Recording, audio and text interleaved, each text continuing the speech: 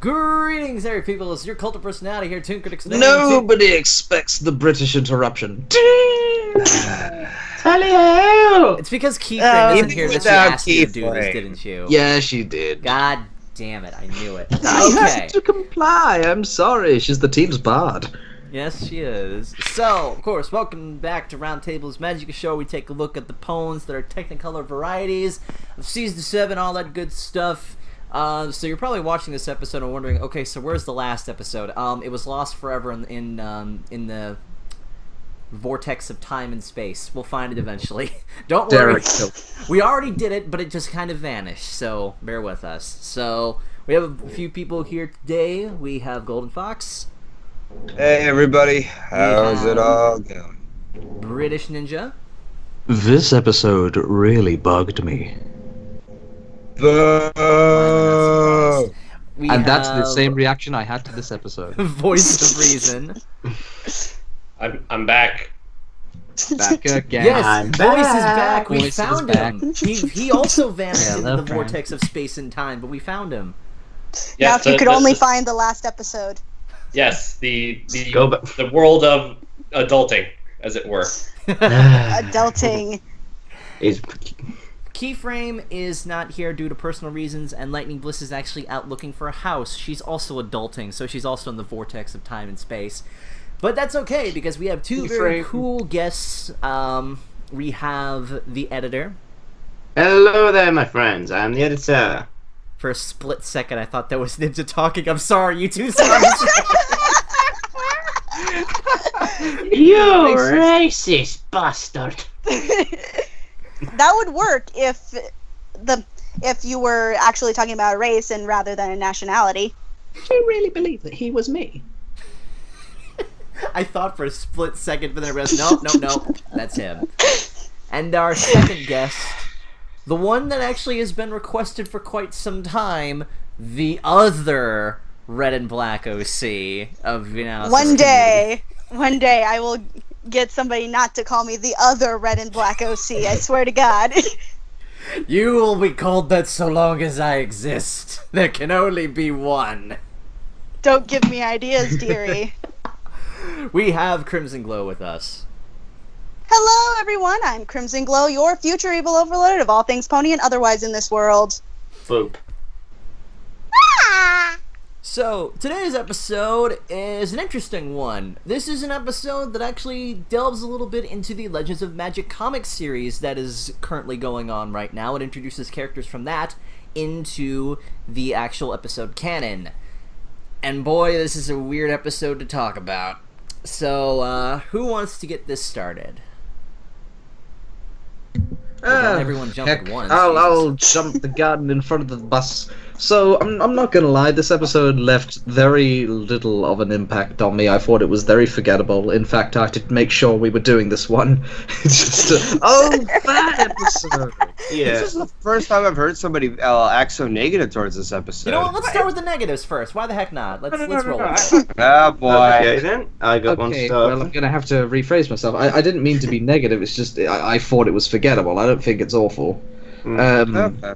Don't really see it as an episode. It literally is as it is. It's just a It's campfire filler. storytell. It's That's a all filler it is. episode, you know? Yeah. This is the most filler I've ever seen. I suppose if we really are going on with the negative, I suppose it's that the stories didn't really relate to the situation at all. Like, they tried to frame it as if it did.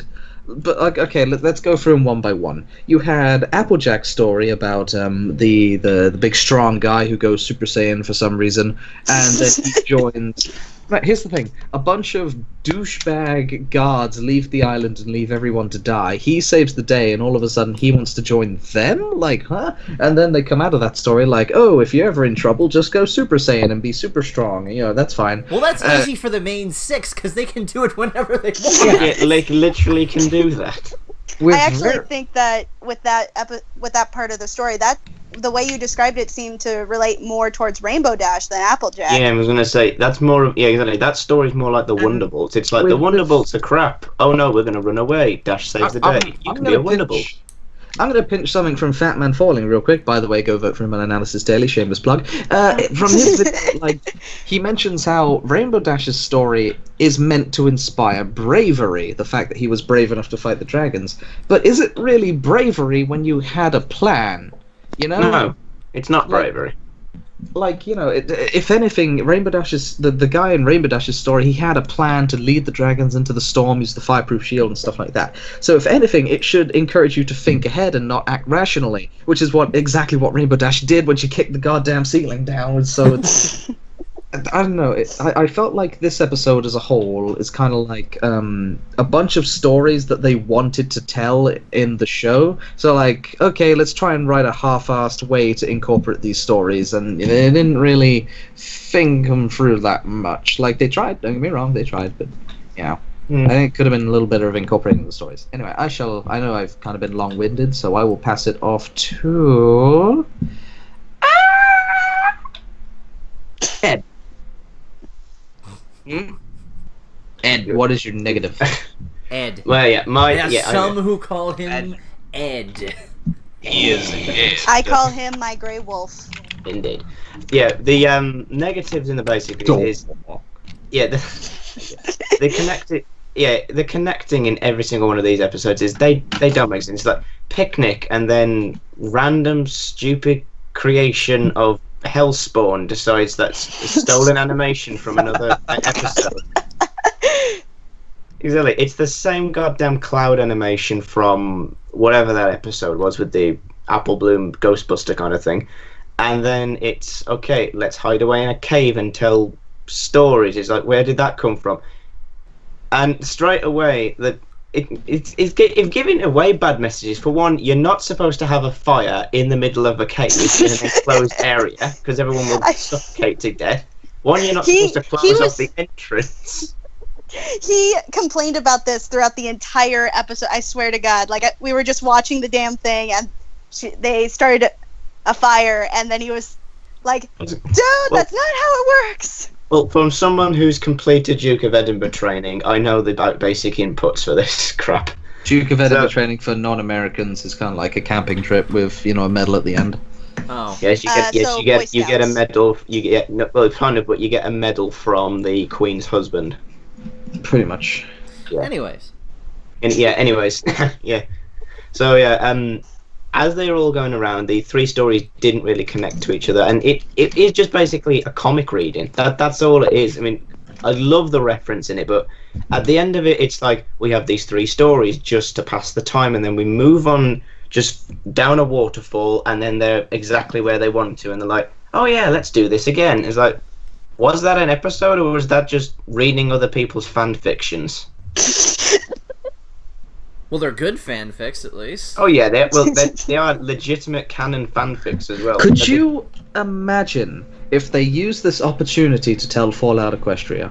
Oh God! Oh boy! That's a mess and a half, and it's not even that it's a good idea. It's that the mess is going to be the legal issues behind it. Well, if they change the Vortec name. Exactly, unless the person gives consent to animate it. I mean, there's 45 chapters in that story? Okay. Now, if I was a writer of a very popular like, if MLP took credit for the story, sure, I'd understand that. If they went to them and asked for an adaptation, sure. It's a free animated episode, and you get your stuff in the show. That's a pretty sweet deal. Like, I thought, also, you would probably get income from it because you were the one that wrote the story for it. If we're being technical here, even though they're all original characters, they do borrow a lot of heavy copyrighted stuff from the show itself. So that's where they would have to speak. Anyway, I'm clogging up the discussion. I apologize. Was there anything else you wanted to say, editor, or did you want to pass it? Well, I've got mostly positives for it. The only thing that I'm going to say is that it was just. The stories themselves were very nice, very nicely paced, actually animated like it was a flashback story, but the IRL world that they were in, it just seemed rushed. I suppose that's fair. So who do you pass it off to? I will pass it on to Voice. Okay, thing I didn't like about this one.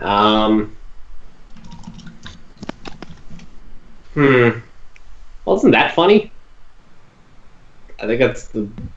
I think it was okay. It was more going for like the storytelling. I get what you mean. Like, trust me, but Yeah, it was I going mean, more for the there- storytelling stuff. I mean, there are other stuff that could be seen as, I guess, nitpicking, like what you were saying earlier, like the stories, lessons barely affected the end result.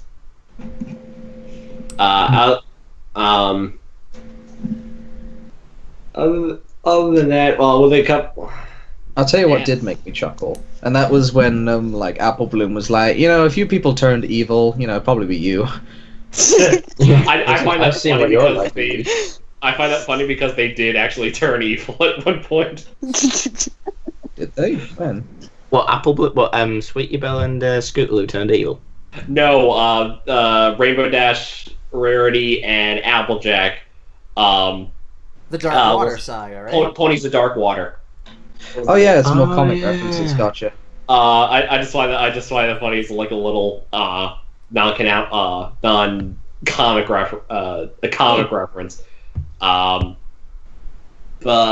other than that, nah, I can't really. It was just kind of on the all right side. But yeah, so I'll pass it off to Golden Fox. I didn't really plan this out very well. Like, apparently this is going to be None of us echoing did, off. apparently. Yeah, as far as like, I actually am one of the few people who really like this episode. But as far as the negatives go, I do have to agree with what British Ninja said, along with the editor, and that the stories did not connect. I think the episode was aware of it. It's when after Dash explains her story about Magnus, and she says that it's a lot like it's just like her, and I'm just like no, and everybody else laughed it off, but nobody didn't really explain it to her, and it would be like, well, at least he's more clever or something. I don't know. It's That like, okay, pissed me I right think on. Well, go ahead. it's like, oh yeah, I imagine myself like this story, and says, yeah, we'll just let you in your little dream reality for a while, and just let you think about that. Yeah, think before you do. So, I really don't have much of a negative here, so I'll pass it off to Crimson Glow. Hello. Let's see here. I pretty much agree with most everyone. If I had to be super nitpicky about it, like the one thing that really bothered me a lot.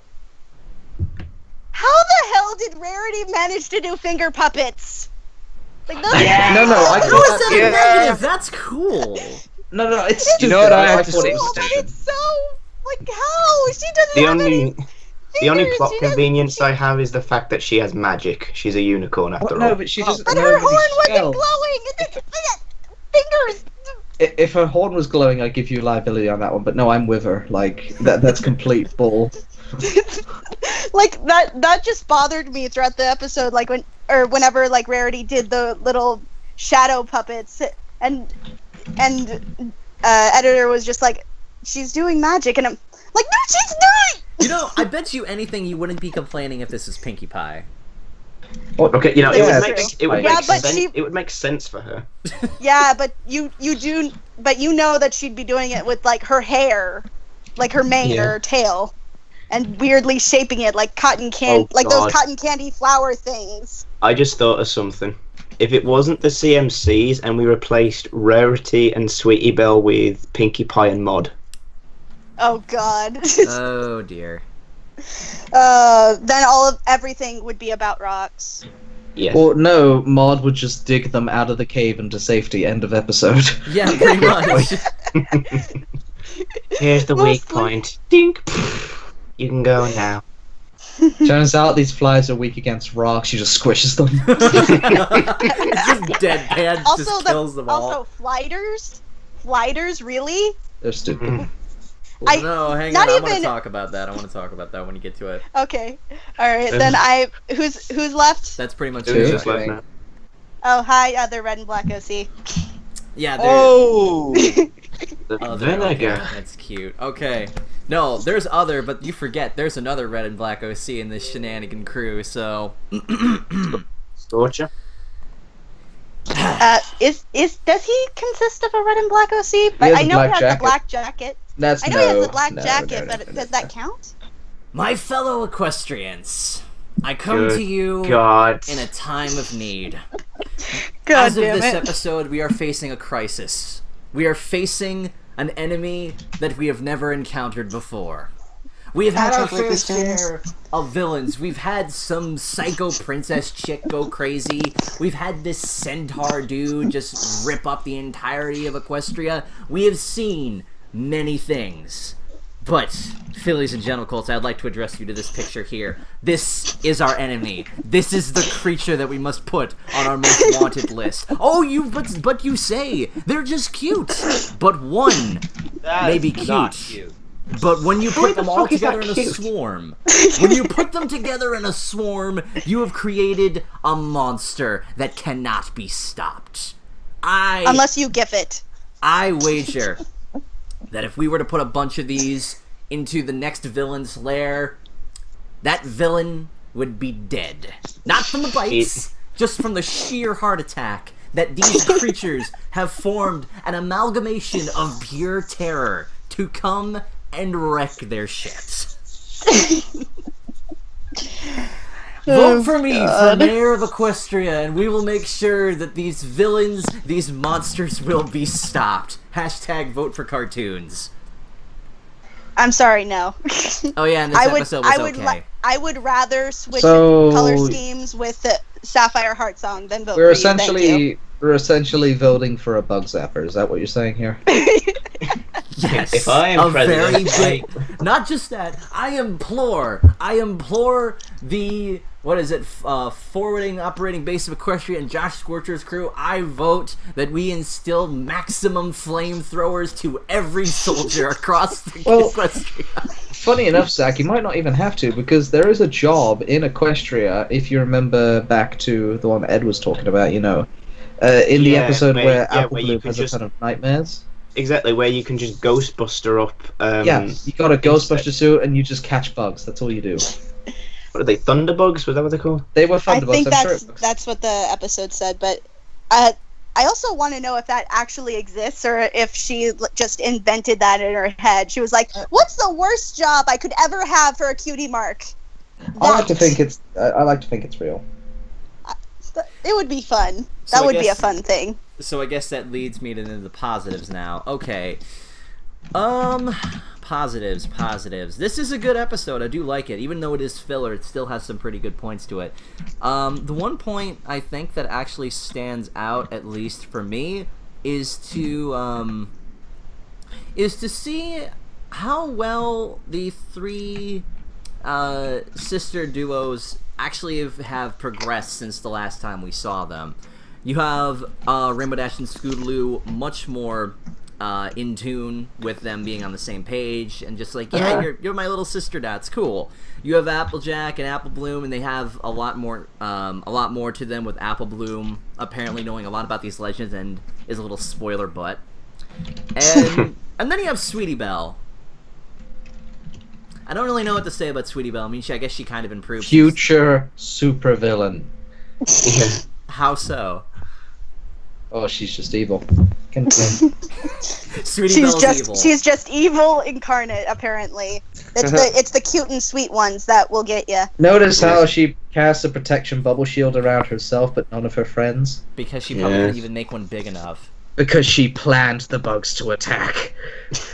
You're making Aw, it shit, sound. we're You're getting some making it. conspiracy theories up in here. Did Sweetie Belle try to kill her best friends? More at 11. Does More Sweetie at Belle 11. is gay? Next- Oh my god. Does Next, does we Bruno find out Mars if- is gay? Next, we find out if Spitfire really planned on Rainbow Dash getting kicked out of the Wonderbolts. Wonderbolt. Here's a pony theory. Is Sweetie Belle Sans from Undertale?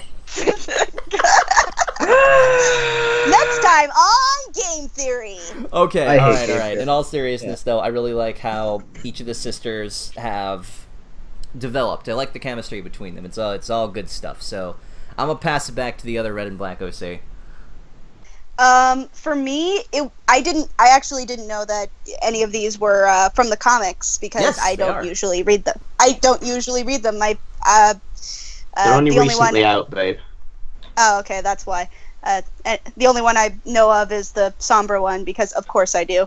And but these stories actually kind of reminded me a little bit of phrases and legends that I know from my childhood, such as John Henry. For Applejack's tale. How? Oh yeah, Iron. What is it? Rockhuff? Is that it? Yeah, I think that's his name, Rockhoof. And then the Rarity story reminded me of a Chinese saying that beautiful women lead tragic lives. I did notice that there was a very heavy Asian inspiration in her story, and I liked Yeah. it. I was like digging that it. too. I It was liked cool. it too. Yeah, I do Well, find it it was slightly ironic the fact that the one that is obsessed with fashion and design has to have the most colorly aesthetic story to tell. Yeah, it's like I'm No, into no, it makes fashion, so I'm sense. going to design the most beautiful environment. It's like the environment, the animation. I mean, I'll get to my point later, but But Okay, yeah, I guess since he's so eager to share his opinion, Joey, what's up? Okay. Yeah, I guess we can allow that.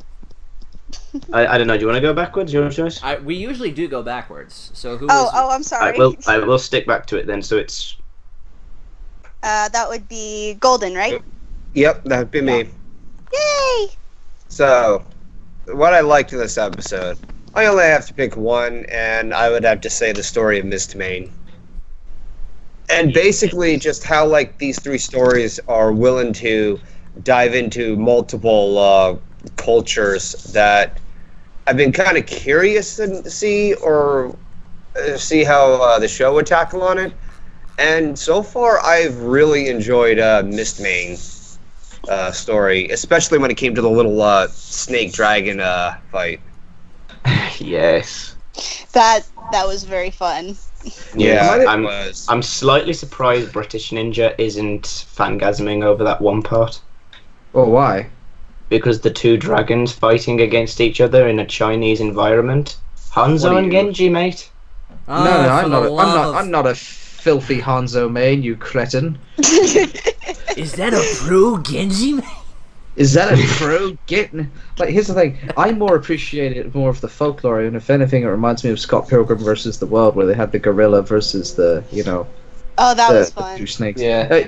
Am I the only one who thought that was more epic than the story let it be? Like, it was kind of an underplayed thing for how cool of an idea it was. I wish that this story was given just its own episode to flesh out, because with more build-up and tension, that fight would have been much cooler than it was. Yeah, it I'd was. have It to was a agree pretty with cool that. fight scene. And I'm just pulling this out there. This is what the magic duel should have been. Yeah. No, It was pretty I'm epic gonna seeing get crap for dragons that. fight in that one scene. I quite like Magic Duel. It was more of a battle of wits than magic. It was cool. It was just Well, like, they didn't like, really it's like Dragons, though. it was. exactly. It's just like using lightsaber dragons. Okay. Lightsaber dragons, I guess we're going with that. So, pass it back to Voice, I believe. Yes. Yeah. Actually, I do appreciate some of the continuity nods back to previous Sleepless in seasons. Ponyville. Yeah, special Sleepers in Ponyville.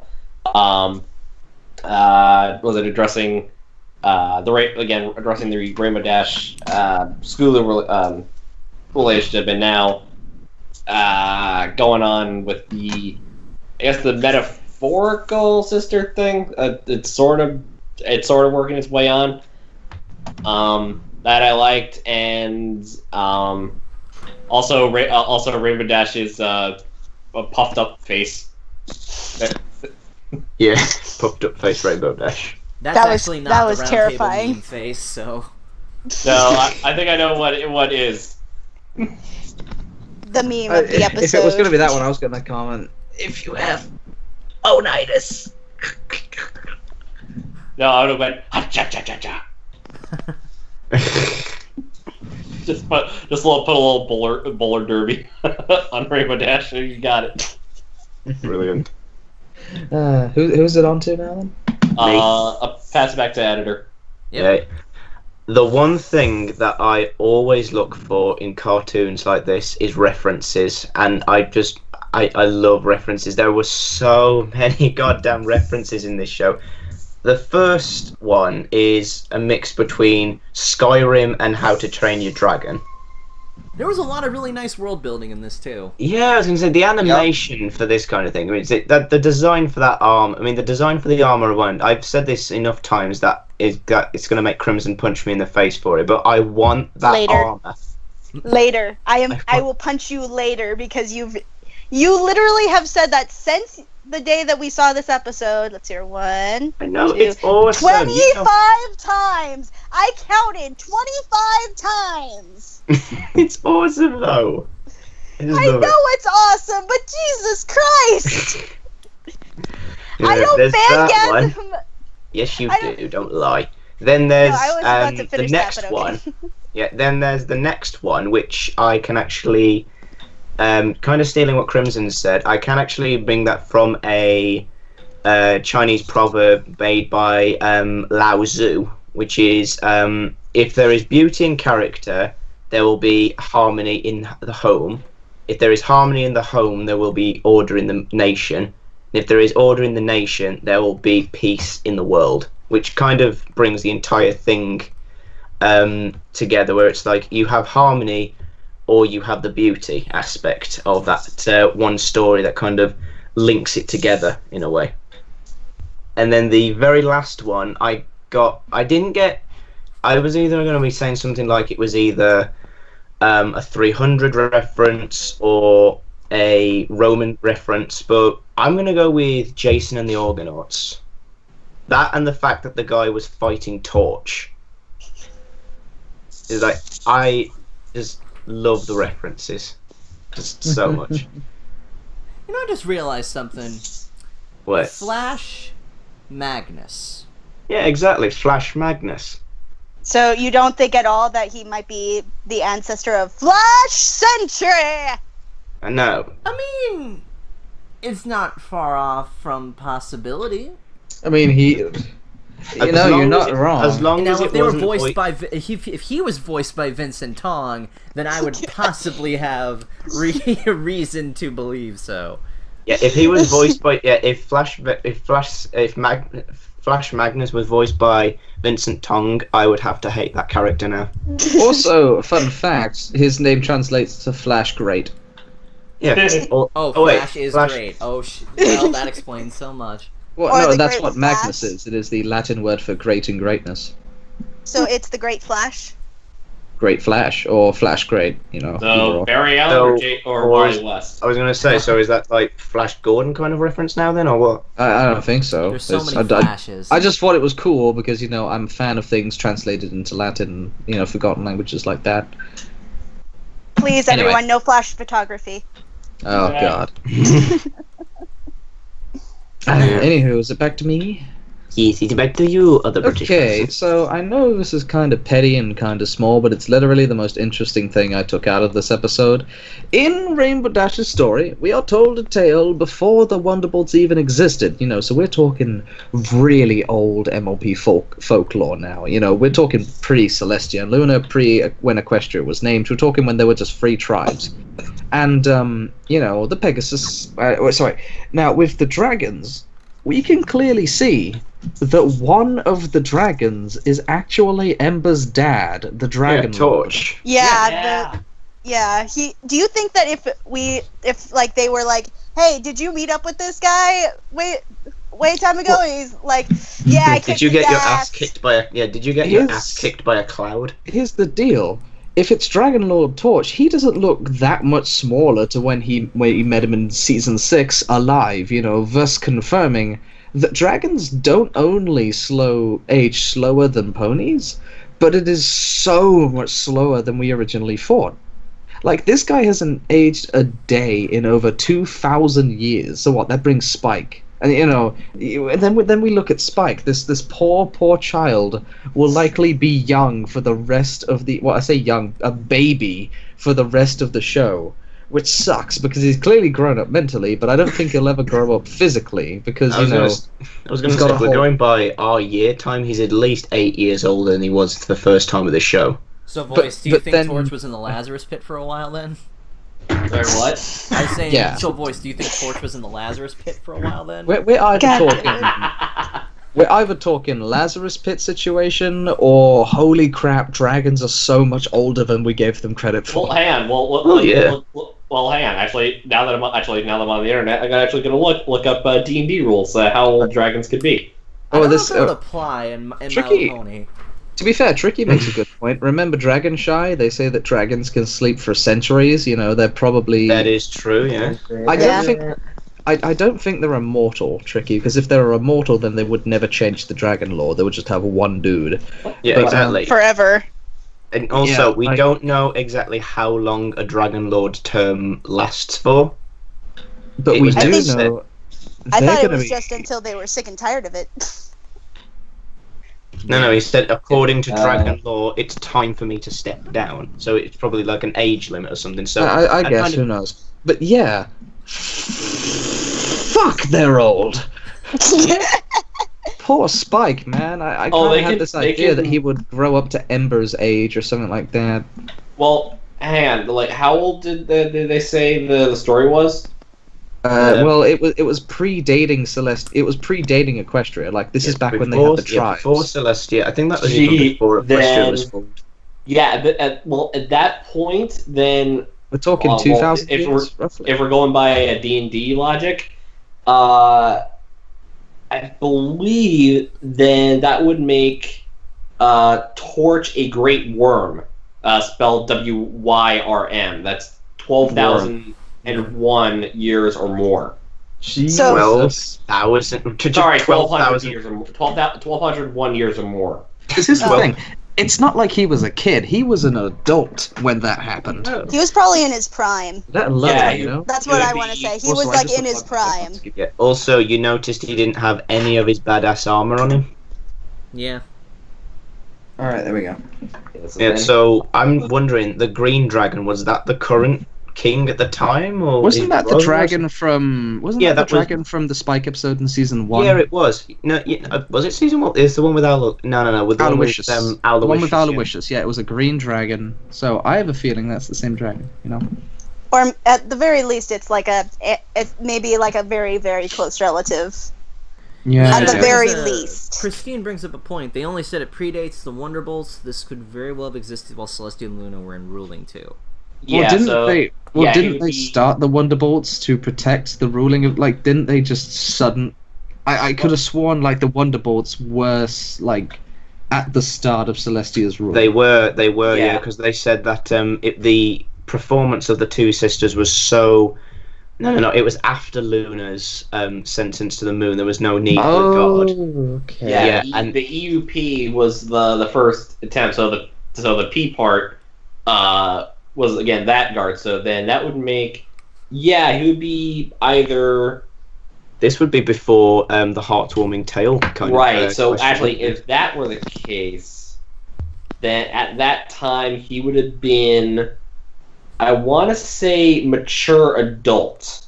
That would be pretty much in his prime. I know this isn't analysis. This is just fun speculating, but it's fun. It is very fun. And keep in mind, I'm going off of D&D logic. Yeah, I got you. We're at the end of this, so we can, I guess, speculate for a little bit more. Okay.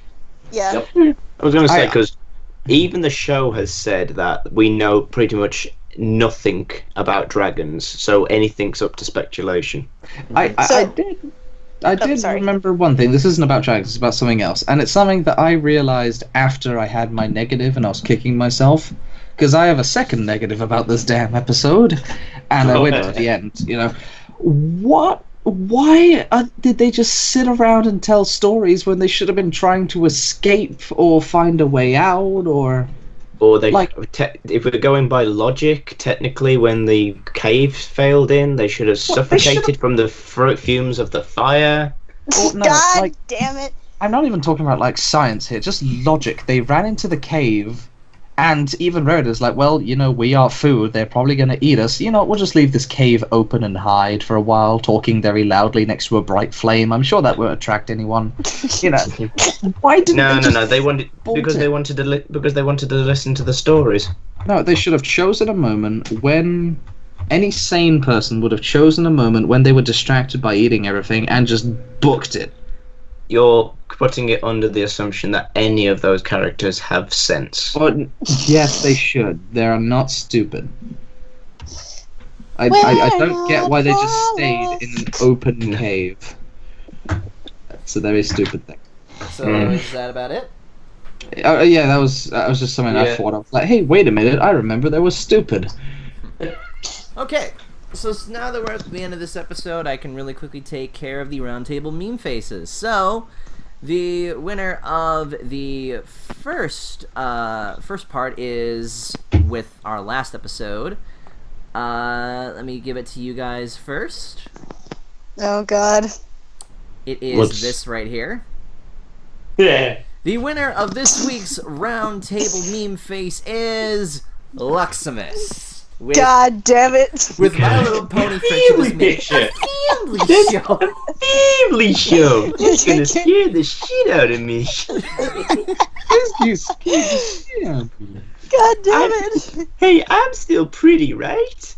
I remember using. So pretty. Actually, that picture kind of reminds me of the Family, or not the Family Guy, Fairly Odd Parents episode where Trixie and Timmy are literally the only people on Earth. Tell me I'm pretty. Tell me I'm pretty. Really? I'm gonna need like 5,000 blankets. Sure thing, Pony, who still likes me. Sure thing, Pony, who still likes me. And now let me give you guys the one that's for next. This is going to be the Roundtable meme face for next week. Oh, that's terrifying. Oh, I thought you were going with the other one. This picture right here is going to be the next Roundtable meme face thing. So here's how this is going to work.